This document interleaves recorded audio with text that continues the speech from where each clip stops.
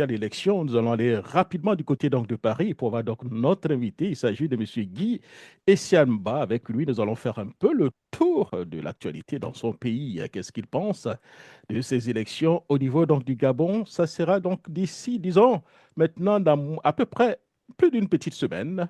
Alors, nous allons rapidement du côté donc de Paris, hein. Bonjour, M. Guy Mba et Essian, comment allez-vous? Bonjour Jacques Roger, ça va, par la grâce de Dieu, ça va. Et Merci. j'espère que vous aussi. Mais ça va très bien, voilà. Alors, pour les Gabonais qui ne vous connaissent pas, rapidement, 30 secondes, est-ce que vous pouvez vous présenter? Qui est M. Guy Essianba? Je suis un Gabonais qui vit dans la région parisienne et ma profession, pharmacien. Voilà. Voilà, merci beaucoup, M. Guy Mba. Nous allons aller donc très rapidement. En tant que Gabonais vivant donc à l'étranger, quel regard portez-vous sur la campagne électorale en cours et les dynamiques, j'allais dire, politiques actuelles donc au Gabon? Oui, j'ai une attention particulière à ce qui se passe dans mon beau et cher pays, et notamment cette joute électorale imminente. Mais d'ores et déjà, je ne peux pas me prononcer sur les dynamiques, etc., parce que, en fait, et peut-être qu'on va en revenir dans ce bref échange, c'est que l'élection, pour moi, présidentielle à venir, n'apportera rien, n'apportera pas grand-chose. Je pense que l'avenir est ailleurs, en fait. Voilà. L'avenir est ailleurs. Elle n'est pas dans cette élection parce qu'en fait, elle est en fait la résultante d'un processus pour moi qui a été complètement dévoyé et raté. Et donc, pour moi, l'enjeu n'est pas dans cette élection, l'enjeu est ailleurs. L'enjeu est ailleurs. Et où exactement l'enjeu? Quand vous dites les Andais à l'heure, faites allusion à quoi? L'enjeu est ailleurs parce qu'en fait, on nous a emmenés dans un piège à con, si vous me permettez l'expression. C'est un véritable piège. On nous a entraînés dans quelque chose où en fait on n'a pas de choix.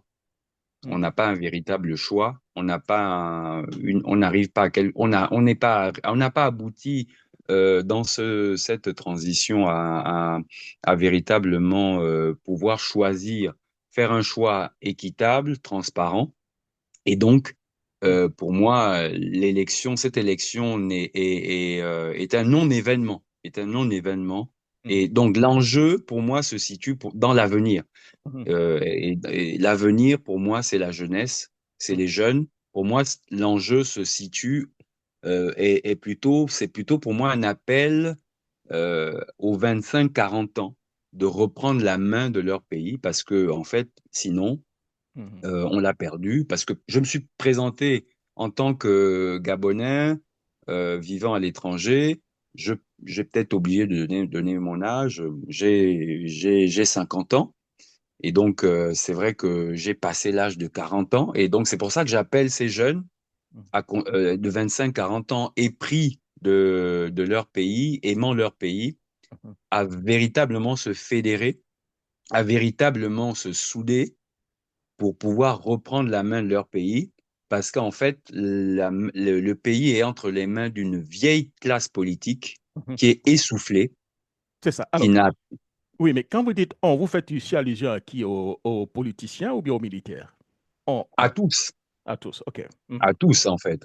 Quand je parle de classe politique, je parle aussi en fait de tous les acteurs, voilà, de tous ces acteurs qui actuellement, lors de cette transition, en fait, montrent vraiment leur insuffisance. Voilà, ils ont démontré je ne vais pas revenir sur tout ce qui peut être comme preuve de Mhm. cette insuffisance, mais on voit bien en fait à travers cette élection que le système s'est réactivé, Mhm. ce vieux système qui est toujours là, présent. Et D'accord. donc, Mhm. le vrai enjeu n'est pas dans cette élection. Pour moi, c'est un non-événement. Mhm. Le vrai enjeu, il est dans l'avenir. Il est d'appeler à inciter les jeunes entre 25 et 40 ans de reprendre la main du pays. Reprendre l'armée du pays, on reviendra dans tout Parce qu'il est en otage, en fait. Il est en otage. Il est entre les mains à l'heure. de personnes, de vieux politiciens, d'une vieille classe politique essoufflée et qui, en fait, tient en otage ce pays et qui continue, en fait, pour continuer, en fait, à faire perdurer un système qui est inique, un système qui est, en fait, qui est un système qui est sans amour de ce pays et qui veut, en fait, le détruire. Et voilà, donc leur but, c'est de détruire ce pays et de le sucer comme des sangsues jusqu'à la dernière goutte. Mhm. Voilà. Alors, quand vous faites un appel donc à la jeunesse aujourd'hui, aux alentours de 40 ans, concrètement, qu'est-ce que vous attendez d'eux? Qu'est-ce qu'ils doivent faire? Ils doivent participer aux élections, ils doivent s'enrôler. Qu'est-ce qu'ils doivent faire concrètement? Ils doivent en fait se préparer à après élection pour pouvoir en fait créer réellement une nouvelle classe politique, une nouvelle classe d'engagés pour pouvoir en fait présenter une réelle alternative. Mais cette alternative, pour moi, pourquoi la jeunesse? Parce que dans la jeunesse, il y a le dynamisme, il y a la volonté, il y a la fraîcheur, mais c'est surtout, ils doivent en fait se fédérer sur la base de convictions et de valeurs,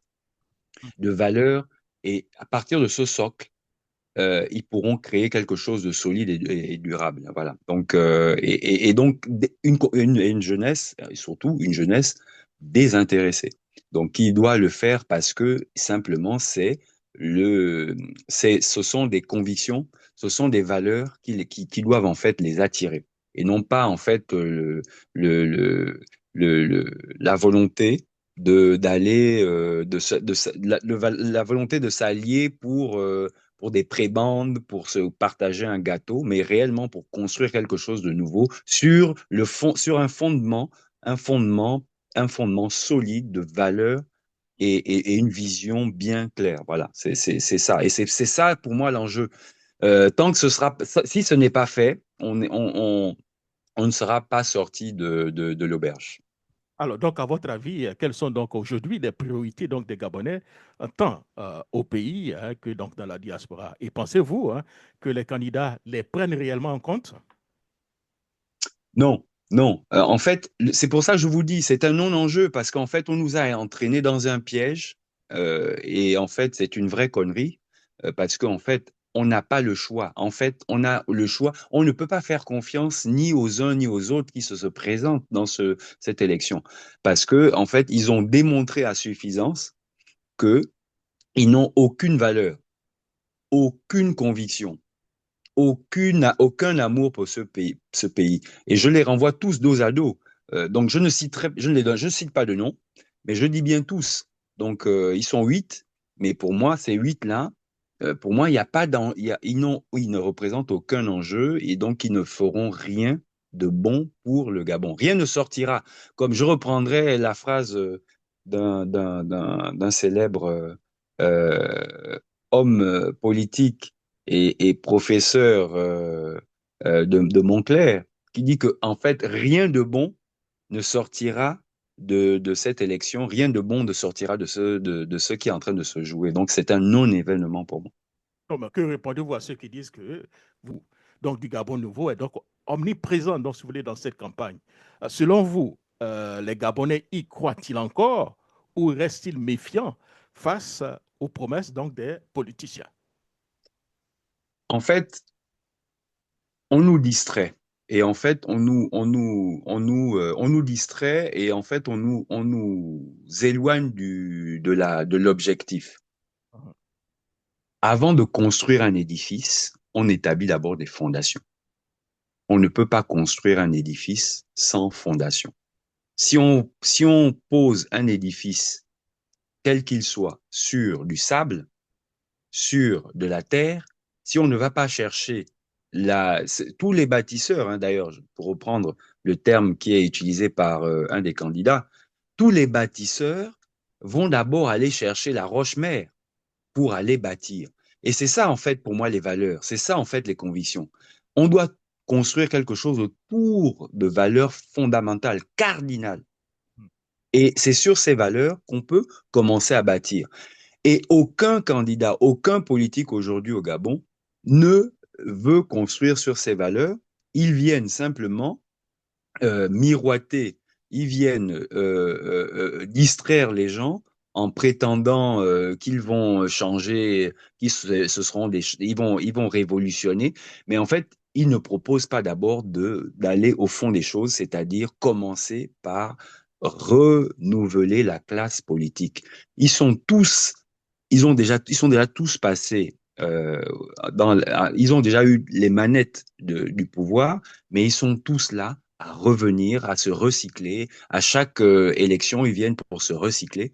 Et donc, moi, je pense qu'il faut cesser, il faut arrêter ce cycle. Et pour arrêter ce cycle, il faut une nouvelle génération. Il faut une nouvelle génération qui s'engage, une nouvelle génération qui a un autre langage, une nouvelle génération qui a un autre souffle, une nouvelle génération qui apporte de l'oxygène.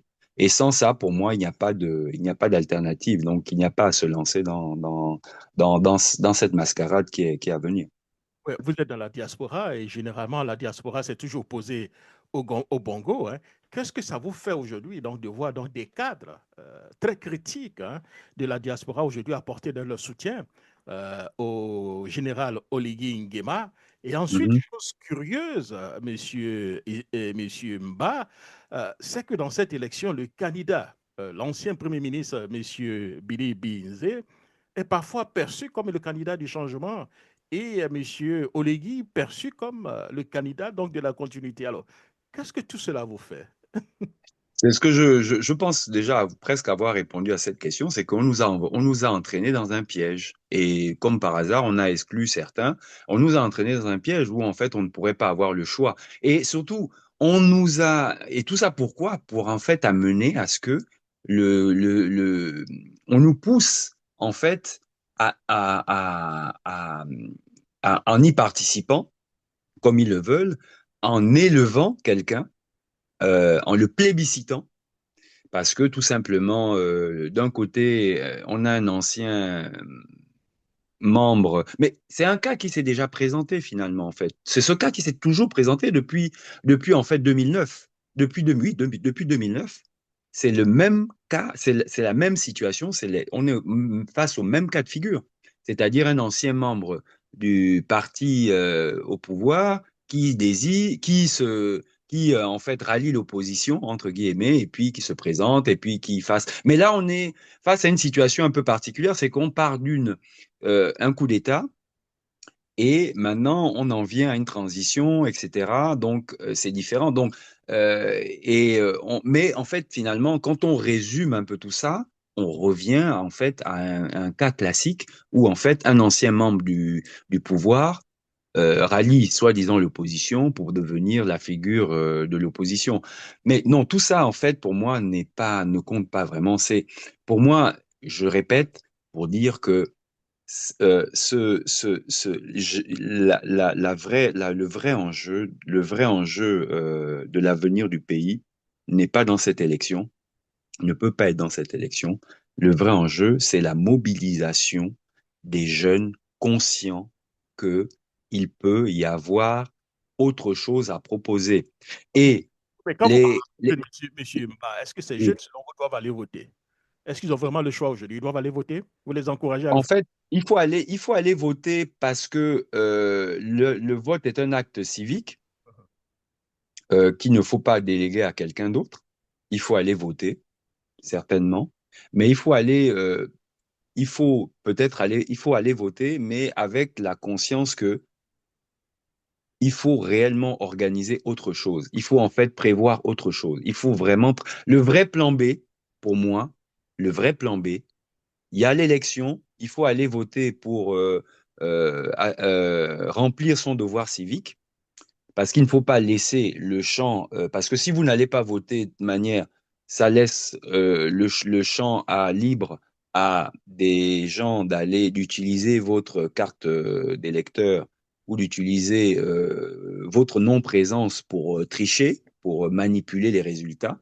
Donc il faut aller voter certainement, mais il faut aller voter en étant conscient pour justement, pour cette tranche d'âge que j'ai citée, que en fait, on va s'organiser proposer autre chose. On va s'organiser pour montrer qu'il y a une alternative et qu'il y a un nouveau souffle, qu'il y a quelque chose d'autre qui peut s'organiser à part la médiocrité qui nous est présentée. Et vous m'avez parlé tout à l'heure de la diaspora qui a rejoint et qui soutient Oligui. Bon, pour moi, aujourd'hui, je ne sais pas qu'est-ce qui les a animés, parce que je ne comprends pas, je n'ai pas bien compris leur raisonnement et qu'est-ce qu'ils, voilà. Parce qu'aujourd'hui, soyons clairs, c'est que c'est pour ça que si on s'attache à des valeurs et à des convictions, on doit être, en fait, on a un baromètre commun. C'est-à-dire que quand on est, par exemple, face à une copie, un enseignant, quand on est un évaluateur, on est face à une copie, on a la même rigueur, mais parce qu'on a le même barème. On a donc les mêmes valeurs, le même barème de notes. Et c'est la même chose on partage les mêmes valeurs, on va noter les choses de la même façon. Et aujourd'hui, je ne comprends pas pourquoi certains ont rejoint le président de la transition, alors que, franchement, si on doit faire une évaluation avec les mêmes valeurs, les mêmes critères, normalement, la nôtre ne devait pas, doit être en dessous de la moyenne. Elle est vraiment en dessous de la moyenne. Et donc, elle est en dessous de la moyenne de ce que les valeurs qu'on partage, la vision qu'on partage. Merci beaucoup, monsieur Guy Essian Namba. Avant de vous laisser partir, irez-vous voter? Et ensuite, je profite en même temps pour... vous avez voté, est-ce que vous avez déjà fait un choix? Et ensuite, votre mot d'espoir pour la diaspora gabonaise et africaine qui nous écoute. J'irai voter parce que, comme je vous ai dit, c'est un devoir civique. Est-ce que j'ai fait mon choix? Pour le moment, pas vraiment encore. Je suis encore hésitant. Donc, mais j'irai voter. Je vais accomplir mon devoir civique. Ça, c'est sûr. Euh, l'es- je pense que pour le mot de fin, il y a de l'espoir à partir du moment où et il y a des jeunes qui se lèvent. Et ça, j'en vois certains déjà. Je ne donnerai pas des noms, surtout dans la diaspora. Je ne citerai pas des noms, mais pour moi, il y a de l'espoir. Mais l'espoir, il est encore fragile parce que tant qu'il n'y aura pas réellement d'organisation, que les jeunes auront compris qu'il faut s'organiser, qu'il faut se fédérer, qu'il faut mettre en place des actions, pas seulement parler pour parler, pas seulement passer du temps dans les réseaux sociaux, mais réellement en amont, euh, enfin en back-office, il faut travailler, il faut s'organiser, échanger, mettre en place des actions. Il ne se produira rien. Donc voilà, il y a un espoir, mais il est encore fragile. Et je répète, hein, l'avenir, c'est les jeunes. Et si les jeunes laissent tomber tout, le pays va tomber c'est le chaos en fait. Et donc, bon, moi en tout cas, j'ai foi que, en tout cas, il va se lever une jeunesse avec une autre mentalité, avec une autre façon de penser, et qui va justement essayer de proposer autre chose à l'avenir. Voilà. Merci encore. Merci beaucoup, monsieur Guy Essian, et surtout portez-vous bien. Au revoir. Très bien. Merci. Au revoir.